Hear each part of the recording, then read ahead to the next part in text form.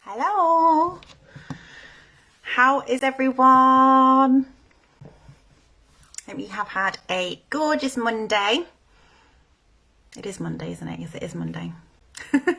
Feels like Tuesday or Wednesday, but I do believe it is Monday. So I hope you've all had a lovely day. Pop on and say hello if you are watching live. And we'll give people a minute or two to hop on for those that are joining. Anyone watching on replay, say hello as well when you watch later. Thank you, Ruth, for confirming it's Monday. It does feel like later in the week. I think it's because I had like a weekend at home because I had a poorly Salem to look after. So I think, yeah, it feels much later in the week. Strange. But how are you all doing? Give me a hello. Hi, Claire. I know there's always a delay on comments, but chat away to me. They will come up eventually. So this week I thought we could talk a little bit about spiritual awakening. So it's a term that's kind of bandied around a fair bit, along with like spiritual enlightenment and spiritual development as well. And like, you know, they're words and phrases that I use quite frequently as well, because it kind of connects really strongly to what kind of work that I do. So I thought it would be really good just to give you kind of a few pointers on how to get through that journey easier. Okay, so I want to say the tip. I'm going to call them tips. They're kind of like tips. So first off, talk of the devil, Salem has just appeared. Are you going to come on? It's being camera shy at the moment. So first off, my first kind of tip or advice to you, if you are on a spiritual journey of any kind or personal growth journey, is to remove the stigma around it. Okay, so I quite often say to people, you know, it's like coming out of the broom closet a little bit. And with this, I think with anything that has some sort of spiritual connection or like a religious connection to it, I think there tends to be a bit of a stigma around it. And even around like, you know, therapy or even coaching and personal development, like there can be that stigma of, well, why are you doing that? Why do you need to do that? Why do you feel the need to invest in your growth? Why do you need to see a therapist? Why do you need to believe in a God? Why do you need to have spiritual practices? And a big thing for me, I think, is removing that stigma, because ultimately, and it doesn't matter what you call it, whether you call it an awakening, whether you call it enlightenment, whether you call it development, whether you call it a journey, it is ultimately you just striving to live a better life. That's all it is. That's all it means. So, you know, when we talk about coaching, ultimately the goal of coaching is, okay, we're leading you on a path to be more enlightened and to connect more with your intuition, or at least that's what my coaching does, and to connect to your higher self. And if you want to connect more spiritually, then that's great. But ultimately the goal is the same, is you are striving for a better life. And there's nothing to be ashamed of with that. So that can be the biggest hurdle for a lot of people when they say like they're developing their spirituality or they're on this kind of journey, is that stigma attached to it. And, you know, I've had a lot of this stigma myself, especially, you know, with like the more witchy stuff. And ultimately that's just enhanced manifestation. So, you know, you can have whatever like connotations to that you want, to that kind of belief system. But, you know, it's like a taboo kind of subject around it. And also connecting to this as well, I kind of encourage you not to feel like you need to be put in a box. Salem's here. Come say hi. I'm just going to move you here. Are you going to sit on camera? There he is. So you can tell your fans that you're now better, because we had a little trip to the animal hospital, didn't we? Yes, we did. But Salem's now better. He had a head trauma. which we don't know what it was from, and we don't know if someone hurt him or if he had an accident, but he's been under my watchful eye continuously for the last 3 days. And you seem okay now because you've just jumped up onto my desk, so I think you're fine, aren't you?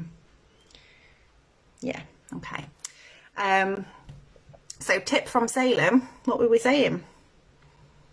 We don't want stigma and we don't want to be put in boxes. Okay, so this is something that I've always had a bit of a thing against anyway. It's kind of like labels and being a certain thing, and it's probably the Aquarius in me that I just don't like to be classed as something.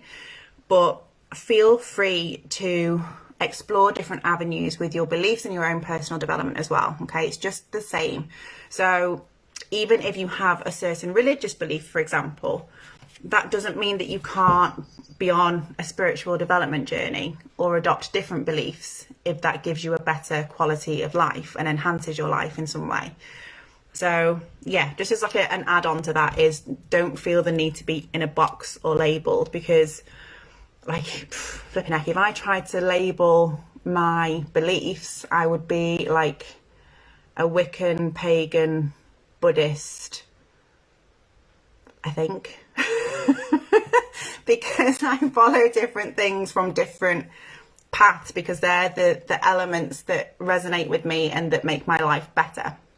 So yes, that's a very long-winded way of me saying don't feel that you have to shoehorn yourself down one path or one way of doing things, or feel like there's a stigma attached to what you do. And yeah, it's something that I battle with hugely, because, you know, I would technically have been classed as a witch from about 13 with the practices that I was doing, but why does that have a negative connotation to it? And yeah, take it as you will.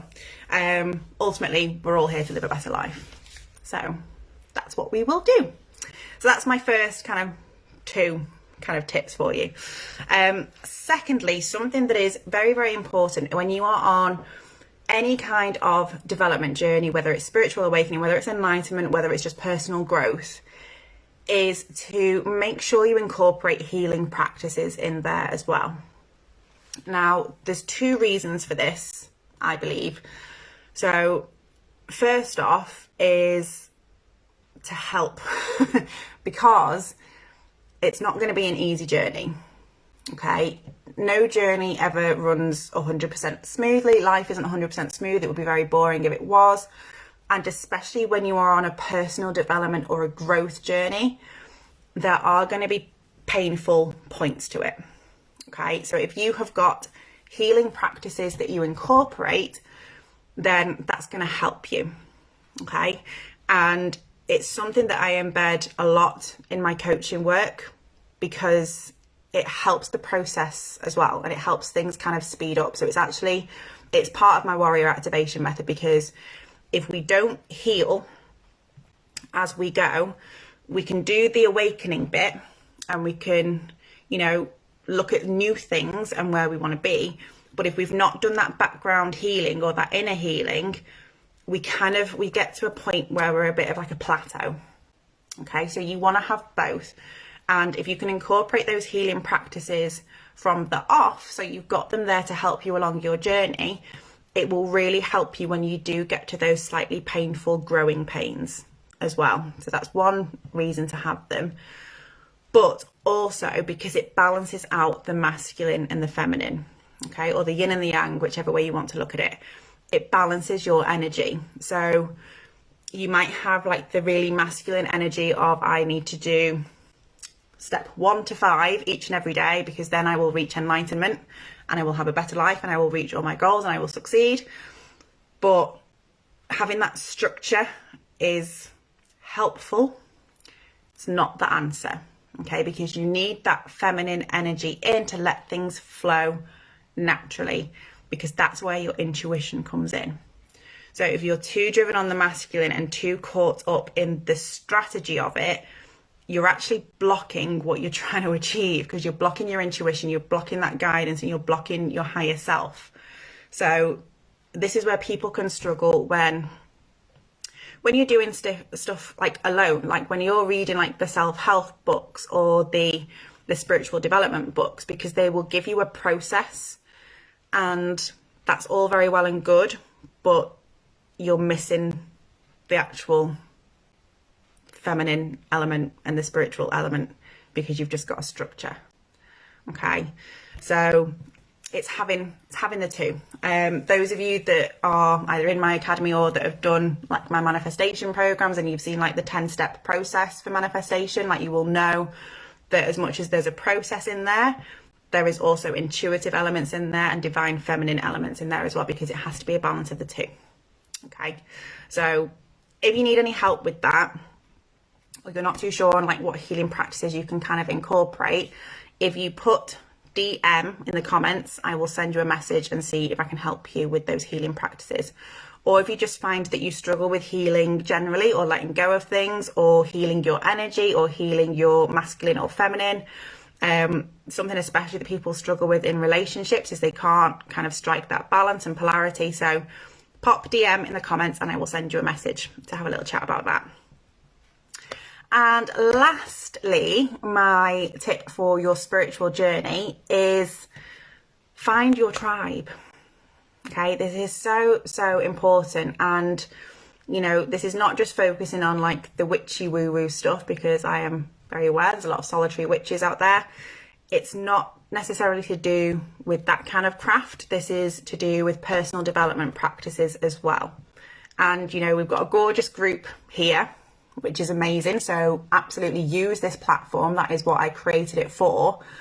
But also find a tribe which you can practice with, okay, and that you can be yourself with. And that might not necessarily be your immediate circle of friends or your family, and that's okay. Okay, you might have a different circle where you do your personal development with, okay, and who you grow with and you go on this journey with. And I've had this experience from like the client side of things. So when I've been in coaching containers with a group of people, and a few of them are in this group as well, and they, you know, we have a very special soul connection, and we're from all different parts of the world, and we've never met each other, but we know each other very intimately, very deeply. And they know things that my family doesn't know, my best friends don't know, and that's really sacred and really special. But that has allowed me to grow in a very different way to what I could with my immediate friends and family. Okay, and it can link a little bit back to that stigma, but also because there's different dynamics at play in our relationships that we have day to day. So having that circle for you to grow with is very special, and it will enhance your practices. It enhances your results because you aren't putting on a mask, you are just being you. And it's really, really important for your growth as well. So obviously you guys know I have the Warrior Academy, which is for my coaching clients, but we've also got the Soul Tribe for those that are purely on their spiritual journey.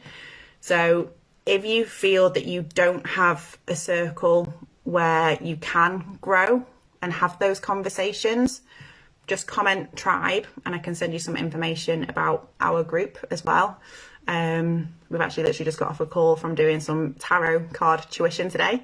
But even from like a personal growth perspective, not just your spiritual practices, like it's key, because there's a quote, and I always forget who it's from, but it's like sit with women who are striving for growth or something like that, and the conversation's different. So it's kind of like if you say you went out for lunch with a bunch of millionaires, like the conversation would be really different, wouldn't it? And you might be like, fucking hell, this is really unusual, but you'd also adapt into that, and that would impact on your mindset massively, because you're around people who have abundance and who are successful. Okay, so the conversation would be very different. So this is why, you know, when you have like meals and things with your friends, the conversation is going to be different, because you're going to talk about things that are maybe going wrong for you, or things that you just want to get off your chest, and that is beautiful as well. But the conversation around people who are growing and who are committed to growth and who are committed to their own success and attracting abundance and love and all the wonderful, juicy, lovely things that we want, the vibe is different, the conversation's different, and you you naturally magnetize to that. Okay, you absorb that like a little sponge, basically. What's really said? You are the average of who you spend the most time with. Yeah, that's another really good one. And yeah, you can tell who people hang out with, and the conversations are always different. So when I come off coaching calls with like you guys with my clients, I feel amazing, and it's so uplifting because the vibe is so high that it does give an energy boost, and hopefully you guys feel the same as well after our coaching calls.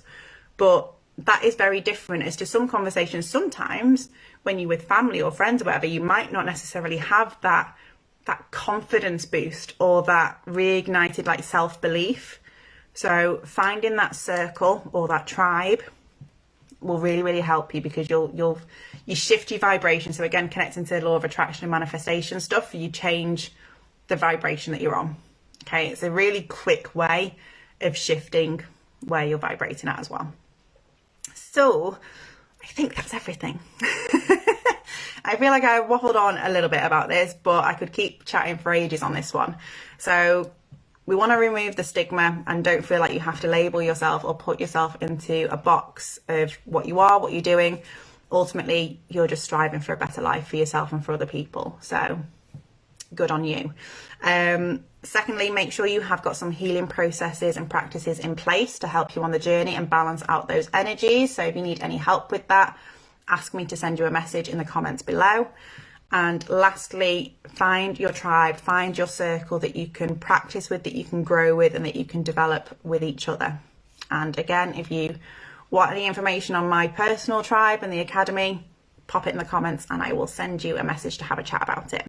Because they are a lovely group, and the energy is definitely very high vibe, because they're all very successful women. Very proud of all of them. They're gorgeous. So I hope this kind of helps give you a little bit of a starting point of things to think about if you are going on either a spiritual journey or just a journey of enlightenment and self-development. Hopefully this will help you a wee bit. But any questions, pop them in the comments for me, and anyone watching on replay, feel free to do the same. And before I jump off, has anyone got any requests for what they would like me to do little live videos on over the next couple of weeks? I have got some ideas, but obviously if there's something that you guys are particularly struggling with, so maybe if you want to pop in the comments things that you're finding challenging at the moment, or things that you're just having issues with, or any problems that you're facing at the moment, and I can pop together a little training video for you, which might be useful. Or I might do a Q&A as well. If people would find that beneficial, just let me know. We can always run one of those. But I'm thinking of doing one soon that's related a little bit to masculine and feminine energy, but mainly in relationships, because that seems to be something that's popping up quite a lot for people. Dating issues or relationship issues seem to be on the rise at the moment, so I might do something on that. But yeah, if there's anything that you guys want me to do a video on, obviously I would rather do something that you want to listen to and that you want to hear, because that's going to be more beneficial for you rather than me just chatting away. So yeah, feel free to let me know anything that you do want me to do a video on, or send me a private message if you would rather. That's absolutely fine. But thank you so much for jumping on, and I hope you have found this helpful, and I will chat to you all soon. Oh, Q&A are always fun. Yes, they are. I dread to think what you lot would ask me though. It would be quite entertaining, I think. But yeah, maybe we should do that one night, and I might have a glass of wine at the same time. We could do it as like a little social thing. It'll be good fun. But yeah, any questions, do please let me know, and enjoy the replay, those of you that are catching up, and I will speak to you all soon. Good night.